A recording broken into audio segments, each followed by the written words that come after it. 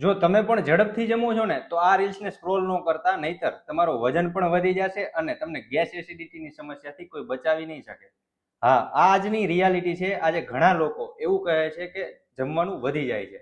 આજનો એક મેઇન પ્રશ્ન છે ગેસ એસિડિટી, કોન્સ્ટિપેશન અને વજન વધારો.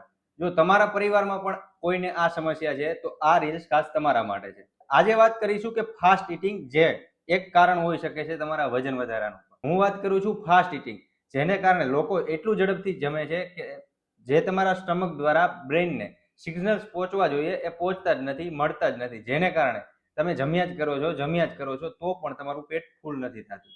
જમ્યા પછી અડધી કલાક પછી તમને એવું થાય છે કે વધારે જમાઈ ગયું. જો તમારા પરિવારમાં પણ કોઈ પણ વ્યક્તિ વારંવાર તમને કહે છે જમીને કે મારું પેટ ફૂલ થઈ ગયું છે, અહક થાય છે, તો આ રીલ છે ને શેર કરવાનું ભૂલતા નહીં. અને જો તમારા પરિવારમાં પણ કોઈ પણ વ્યક્તિ ગેસ એસિડિટી, કબજિયાત કે વજન વધારાની સમસ્યાથી પરેશાન છે તો કમેન્ટ કરવાનું ભૂલતા નહીં. ઓબેસિટી, એનું સોલ્યુશન અમે તમને મોકલી આપીશું. મળીએ નેક્સ્ટ વિડીયોમાં. ત્યાં સુધી તમારા સ્વાસ્થ્યનું ખ્યાલ રાખો.